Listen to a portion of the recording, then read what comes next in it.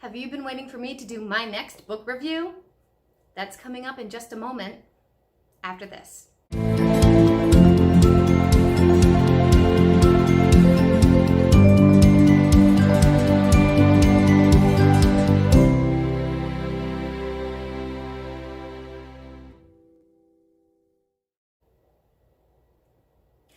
Hi everybody, I'm Mel. I'm the owner, the operator, the creator here at Melsdivination, and it's Witchy Wednesday. So on Witchy Wednesdays, if you're new to us, we do anything under the witchcraft umbrella. That's also spiritual, divination, anything that falls under that.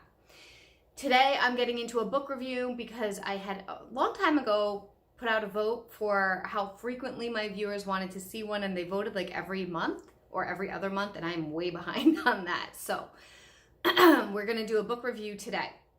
Before we really get rolling though, I did just want to quickly let everybody know that we also have Flip Through Fridays with all of my, I have so many things right next to me, with all of my different divination decks. And we have a newer series that is a tarot, astrology, energy read of the week or the month. And I often will pull live cards depending on when I do it, if I go live. So that's a big thing that's been pretty popular lately. And I'm going to be starting a new series where I pop on live, hop on, I don't announce it, and I will do card pulls by donation. So that isn't going to be happening for a little bit, maybe this week, maybe next week. But if you're looking to kind of catch me there, make sure you hit your notification bell and subscribe to the channel. I do have a website. It's melsdivination.com. Everything is linked down below. It's always linked down below. So if you see anything in the chats, in the comments, anything like that, or if there's any, I don't think there's any impersonators out there yet for me. I think I'm too small, but it could happen. So just be mindful. It's all through my website. Everything's through my website, okay? All right, so we're gonna jump into this. Today we're gonna go over the Witch's Book of Self-Care, and I believe it is backwards right now for you guys, so I am going to take a picture of this later so you can actually see what it really looks like. The author is an author that I've already shared 2 previous books with you guys. This is the final book I own from her currently. I will get more because I love her as an author, and I do have some on my like to buy list. This is by Erin Murphy Hiscott. I hope I said that right. I always mess her name up. And she also did the Green Witch and the protection spell videos that I did. So check those out. I'll try to link them above and at the end and even down below so that you can check that out. She's a great author. What I like about her is she assumes that we don't know anything in her books. So she writes for more beginner witchcraft, beginner to intermediate, because she doesn't launch right into some basic stuff, pretending, like gloss over it, pretending that everybody knows. That's one thing I really like about her, that she goes into detail and she is very clear with what she is explaining. All right, so this actually was the first book I purchased from her. It's called The Witch's Book of Self-Care, and it's not really a spell book, okay? It's not like her other 2 books. The setup is a little bit different. If you're looking for a spell book for self-care, this is not what you want to get. This isn't it. This is more of a therapeutic approach with witchcraft, okay? So it's not just witchcraft, because there's self-care as well. So she kind of walks you through all different things and different ways to amp up your self-care. Don't get me wrong, there's definitely spells in it, but it's more geared towards a therapeutic approach than it is geared towards like, here's the spells, just do it, okay? It has multiple sections. So one of the things, I didn't take notes, so I'm going to try to walk you through this while looking at it because I didn't have time to take notes. She has 5 chapters besides an introduction, and each chapter is organized in the sense of it focuses on certain areas of self-care, okay? So it's more categorized in what area, what topic we can do self-care in. So for instance, chapter 1 is self-care and magic. It's just like a basic introduction of how self-care intertwines with magic, how we can use magic with self-care, etc. Then we have mental and emotional self-care for chapter 2, physical self-care for chapter 3, spiritual self-care for chapter 4, and household self-care for chapter 5. So she goes into each little category. Now, if you guys don't know, because maybe you're new or you've missed some of what I've said in previous videos, I specialize in how self-care affects our magic work and our manifestation work, okay? I started doing this a long time ago because when I first started doing manifestation, my self-care was in the toilet. It was bad. And self-care, like there's never like a mastery of self-care. It's an ongoing learning practice, just like practicing yoga. There's new things, there's new approaches, there's new things to do, and there's always challenges that can come up. So I'm not perfect by any means, but I started to track and notice years ago how I treated myself, how I treated my body, how I treated my environment. And if I wasn't doing very well with that, what did my manifestations look like? What did my spell work look like? What did my magic work look like? And what were results that I got? And I noticed after, I don't know, I'd have to say like a year, maybe 6 months of tracking this, that they are very, very in proportion to each other. So if you struggle with self-care, if you don't know where to start, this is a great book to reference. I can also offer, I also have coaching packages, so feel free to reach out to me about information if you're looking for that. I actually recently locally taught a self-care and manifesting course in my area and how self-care affects us in manifestation. I'm not going to get too deep into that today. I'm just going to focus on the book review, but I did want to let you guys know that that is a thing if you're interested. Now, the great thing about this book is that she breaks it down per category and she really starts to explain why it's so important, why she feels self-care is connected to magic. She talks about things like releasing guilt, because there's a big issues around guilt and self-care. She talks about showing up for yourself, different kinds of magic. She goes over all basic of magic, centering and grounding, crystal magic, bath magic, candle magic. She goes over some very foundational basics, not in extreme detail, but at least to some degree so that you have some context if you've never read a witch book before. What is she talking about, okay? One of the things I really like that she does is she talks about how important it is to make time, even if it's 5 minutes. So she gives some 5-minute options. She talks about rituals as far as like routine and how to build it into your day. She recommends that the reader get a journal just for self-care, which I have not personally done. But she recommends this so that you're tracking your self-care, you're doing all kinds of journal prompts. She provides lots of different journal prompts. You talk about what is important to you in the day, how are you feeling, things like that, which could be extremely beneficial both for you growing in your self-care routines, but also for shadow work, because when we start taking care of ourselves, stuff comes up. Stuff comes up. It kind of like unblocks and unlocks things that we're not expecting, okay? She talks about how it's important for your space. And then she gets into the mental and emotional self-care. So she talks about goals, like what kind of goals are you trying to do? She talks about vision boards. She talks about spell work to recognize who you are, authenticity. She gives affirmations. She gives journaling, like I said, more journaling. She talks about different things of how to track it, how to be mindful, how to slow down, how to clear your energy. She has spells around energy clearing, spells around receiving love. She talks about all different ways of accepting things, accepting limits, finding equilibrium, spell bags for self-care. She does have a lot. So like I know you guys can't read the words, but every chapter has multiple chunks of explanation and then spell work. Explanation and then spell work that you can do. And when I say spell work, it's not like a major huge spell, but it's more like, the other thing I like about her is that her ingredients typically, if you have been practicing witchcraft for a little bit, even a little bit, you have a lot of the stuff that she talks about most of the time. So she's not one of those people. She's very reasonable in what she's recommending. So she's not one of those authors that talks about like saffron, which is really hard to get, or something like that, because there are authors that do that as well. I have books that do that as well. So she talks about things literally like light a candle, have a rose quartz, use obsidian, use a photo. So there's things like that. She talks about it. Depression, embracing depression, setting boundaries, care, self-care at work, anything under that mental self-care umbrella. And then she puts snippets in of ways that you can handle it, okay? So ways that you can approach it.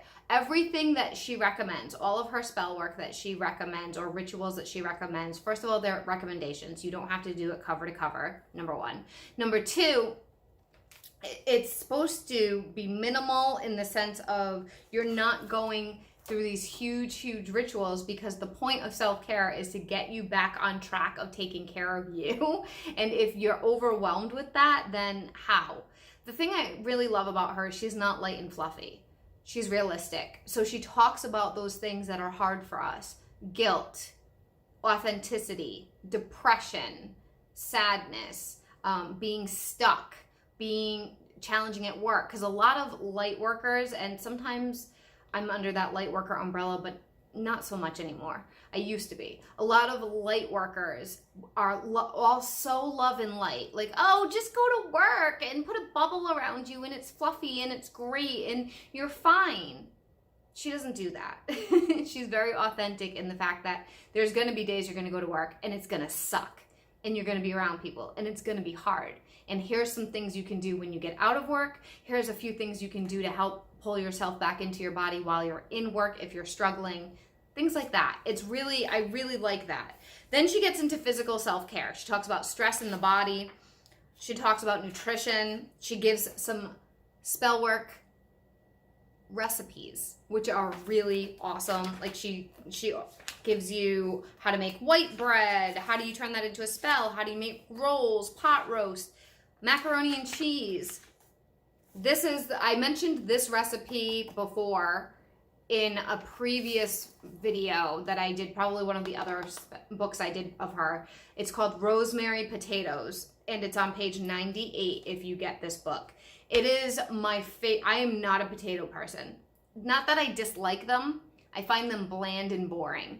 I'd rather have pasta if I'm gonna have carbs than potatoes, or I'd rather have a sweet potato or a butternut squash. So I find regular traditional potatoes are just like, nah, whatever. They're boring to me. But this, it's very, if you cook, you have all the ingredients already, except maybe going out and getting the potatoes. It's Dijon mustard, rosemary, lemon juice, garlic, ground pepper, and cayenne pepper, plus potatoes. That's it. And some olive oil. Super, super simple. It's easy to throw together. It takes 5 minutes. It's like 15, 20 minutes to cook it. And then you're done. And the cool thing is she talks about how rosemary is something that is of protection. So you can create this recipe with the intent to protect while you're eating. You're consuming the recipe. You're consuming the spell work if you use your intent while you're putting the ingredients together, while you're making the food. So you can even make that if you have family, if you have children. Make it and bring it to Thanksgiving. People probably wouldn't be cool with it at Thanksgiving because it's not mashed potatoes, but maybe offer it as an alternative dish at Thanksgiving, and it's blessing and protecting all the people.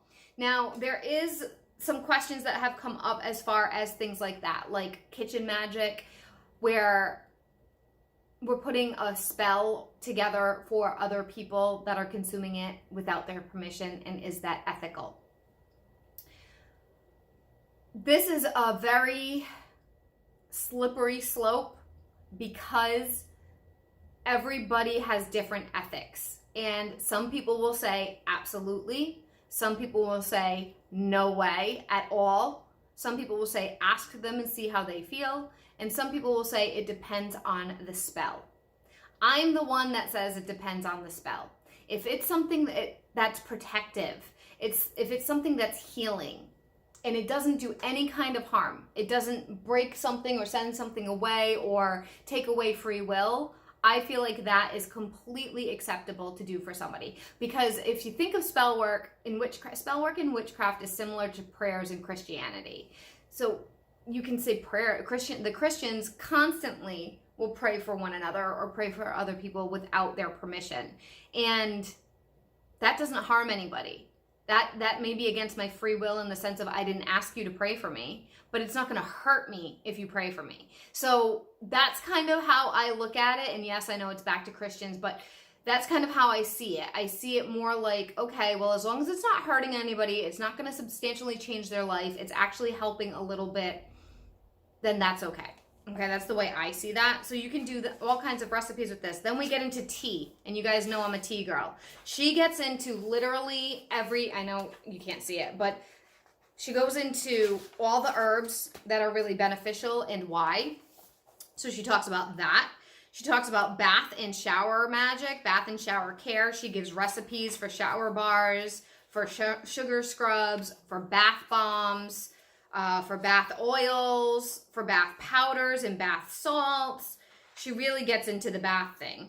So if you're interested in a way to approach bath magic, this is a great resource for you because she has a ton of recipes in here that she's tested that are skin safe. That's very important. That are skin safe and that also align with certain magical properties. So for instance, she has a lavender mint milk bath. I haven't tried this. I haven't tried any of the milk baths, but she goes into lavender is soothing and good for gentle purification, and mint is another purifier that also supports health and success. Mint brings in financials, abundance. So then she gets into the whole ingredients, and it's really not long. The directions, there's 4 things to do for the directions. There are quite a few ingredients though. So she does say 10 essential oil drops of your choice. Be careful about which ones you choose so it doesn't hurt skin. That is important because some can burn your skin. So she gets into that. Then she gets into skincare. Also a big thing of self-care. I have like, as I've gotten older, I've started to splurge more on my skincare routine. My skin has been changing as I've gotten older, and I've been trying to moisturize it more and buying certain serums and things like that and making sure I'm treating my face. And that is part of self-care, and that's part of my nightly routine, making sure I wash my face at the end of the day, taking everything off, putting on my medication because I have acne prescription medication, putting on my medication, putting on anti-aging lotion, like cream, putting on eye cream, really getting into this is me treating myself. This is me taking care of myself. And the days that I do that before bedtime, I feel so great and so at peace because I'm not on my phone. I'm just sitting at my little space and working on my skin, and it feels really nice. It's almost luxurious because it's something that I'm doing just for me to feel good.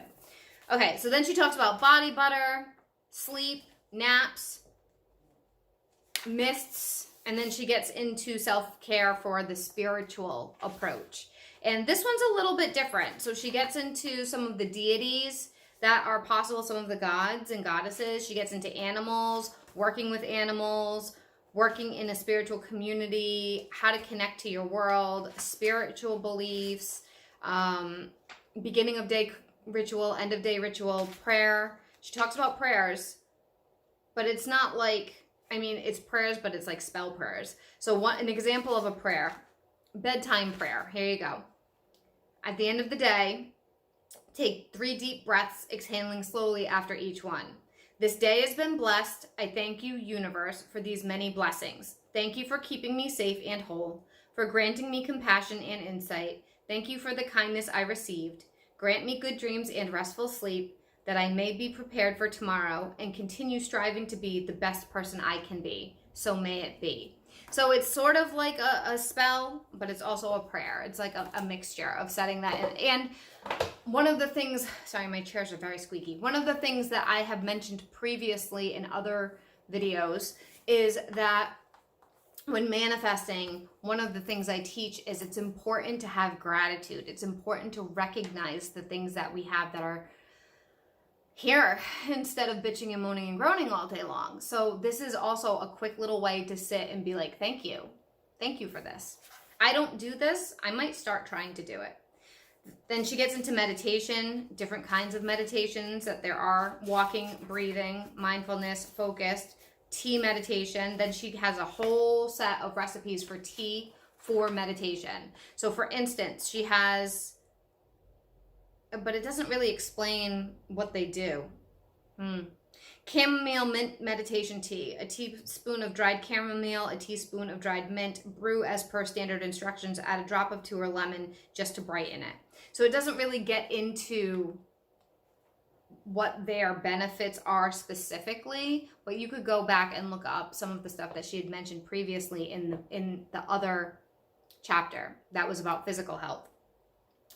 Then she talks about incense, and she gives you recipes for incense or mixtures for incense. She talks about prayer beads, which is kind of becoming more well known, and how to even make prayer beads, how you can make your own, how you can use them. She talks about nature.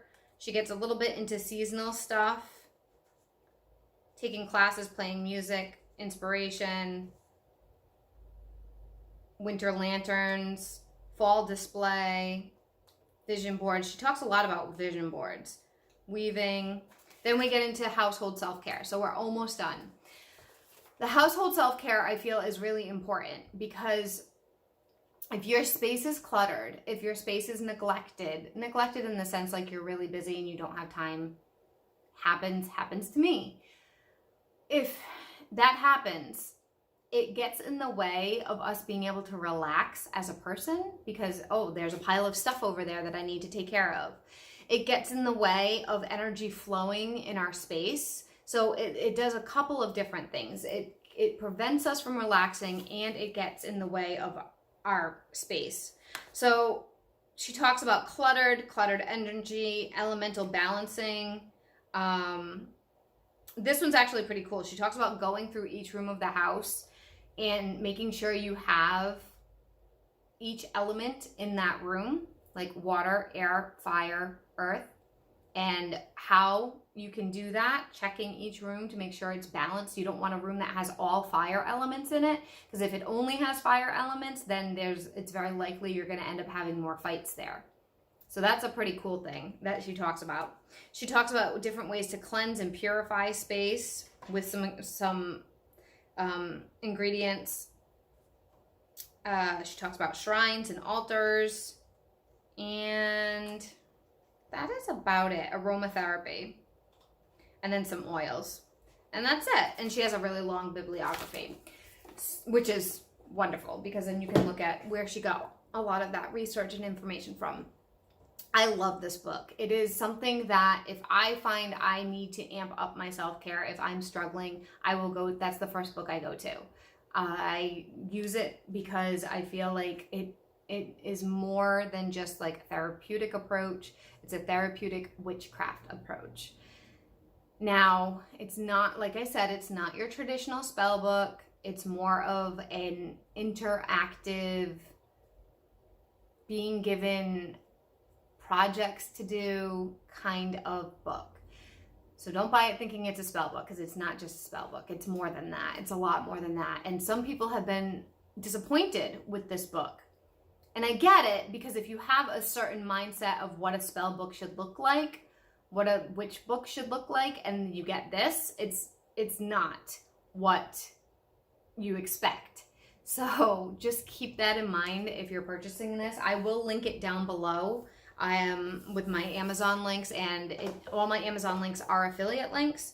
I wanted to tell you guys how much it is. So it's $16.99, at least it was when I bought it. I bought it a long time ago though. That's in the United States. I like the cover because it's not porous. Her other cover is like absorbs stuff, but this one's smooth. And when was it published? 2018 is when it was published. So I will put it in the link down below so that I'm not really, I get like pennies if you purchase it from my link. I'm not promoting her specifically. She's just an author I really love. I really like this book. I recommend it if you're trying to find a way to start. How can you take care of yourself? It's a lot cheaper than signing up for a coaching package with me. But that's not all I offer, but you understand what I'm saying. If you're on a budget and you want to start taking care of yourself in a witchcraft kind of way, this book is great. You can get it used too.